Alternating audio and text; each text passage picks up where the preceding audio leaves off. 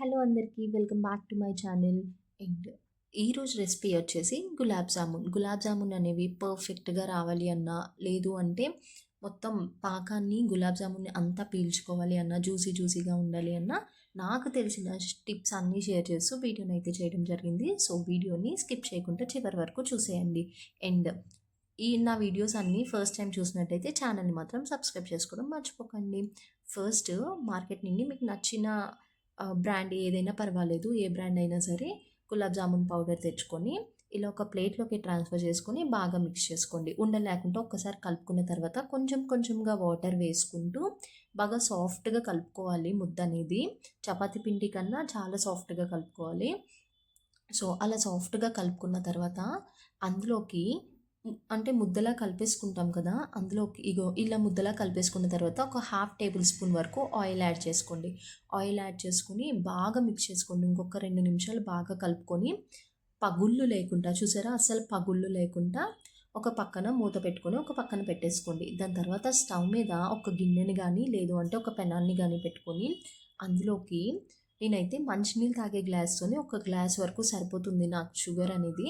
So ఒక glass వరకు sugar, అదే గ్లాస్తో మనం ఎంతైతే షుగర్ యాడ్ చేసామో అంతే వాటర్ కూడా యాడ్ చేయాలి. సో సేమ్ గ్లాస్తోని నేను వాటర్ కూడా యాడ్ చేశాను. యాడ్ చేసిన తర్వాత అందులోకి ఒక 2 ఇలాచీ కూడా దంచేసి వేసేసుకోవాలి. ఇలాచీ కూడా దంచి వేసుకున్న తర్వాత మధ్యలో కలుపుకుంటూ ఆ షుగర్ అంతా కరిగినంత వరకు ఉంచుకోవాలి.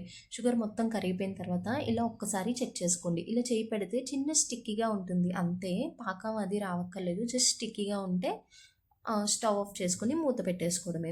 దాని తర్వాత ఇంకొక స్టవ్ మీద ప్యాన్ పెట్టుకొని ఆయిల్ వేసుకోవాలి. ఆయిల్ యాడ్ చేసుకున్న తర్వాత ఈ ఆయిల్ మరిగేలోపు ఇలా చిన్న బాల్స్ కింద చేసేసుకోండి ముద్దని. అండ్ బాల్స్ చేసుకునేటప్పుడు మెయిన్ టిప్ వచ్చేసి, బాల్స్ చేసుకుంటాం కదా అప్పుడు పగుళ్ళు అస్సలు ఉండకూడదు. పగుళ్ళు ఉన్నాయి అంటే బ్రేక్ అయిపోతాయి, కానీ పగుళ్ళు లేకపోతే మాత్రం పర్ఫెక్ట్గా పీల్చుకుంటుంది పాకాన్ని. సో పగుళ్ళు లేకుండా శుభ్రంగా నీట్గా 2 చేతులకి ఆయిల్ అప్లై చేసుకొని ఇలా నొక్కుతూ కలుపుకున్నట్టు నొక్కుతూ బాల్స్ చేసుకున్నట్టయితే పగుళ్ళు అనేవి రావు. సో అలా చేసుకున్న తర్వాత మంటను లో ఫ్లేమ్లో పెట్టుకొని ఫ్రై చేసేసుకోండి. మొత్తం ఈవెన్గా మొత్తం అంతా ఫ్రై అయ్యేలాగా నీట్గా కలుపుకుంటూ ఫ్రై చేసుకోండి. ఫ్రై అయిన తర్వాత మంచి గోల్డెన్ షేడ్ కలర్ వచ్చేసిన తర్వాత, గోల్డ్ కాదు డార్క్ బ్రౌన్ షేడ్ రావాలి. సో అలాగైతే గులాబ్ జామును పాకం పీల్చుకున్న తర్వాత కలర్ బాగుంటుంది. సో మంచి డార్క్ కలర్ వచ్చిన తర్వాత వాటిని తీసేసి ఇప్పుడు ఆ షుగర్ సిరప్లోకి యాడ్ చేసేసుకోండి.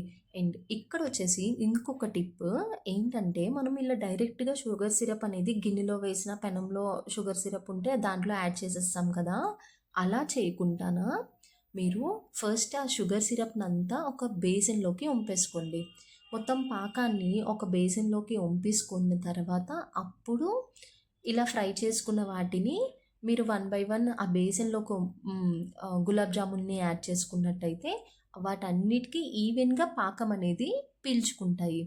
ఎందుకంటే స్పేస్ ఎక్కువ ఉంటుంది కదా బేసిన్లోనే, అది అయితే ఇలాంటి వాటిల్లో అనుకోండి స్పేస్ తక్కువ ఉండి ఇగో ఒక్క వాయికే నాకు మొత్తం చూసారా పెనమంతా ఒక వాయికే సరిపోయింది. ఇప్పుడు రెండో వాయి వేసినప్పుడు ఏమవుతుంది, ఈ రెండో వాయికి అందాల్సిన ఆ పాకం అనేది కొంచెం తగ్గిపోతుంది కదా. సో అలా కాకుండా ఉండడానికి బేసన్లోకి వంపేసుకోండి. అండ్ మీకు నచ్చిన బాదంతో కానీ దేనితోనే కానీ టాపింగ్స్ వేసుకొని గార్నిష్ చేసేసుకోండి. అంతే, చాలా సింపుల్గా అయిపోయింది కదా. అండ్ టేస్ట్ మాత్రం సూపర్గా ఉంటుంది. ట్రై చేసి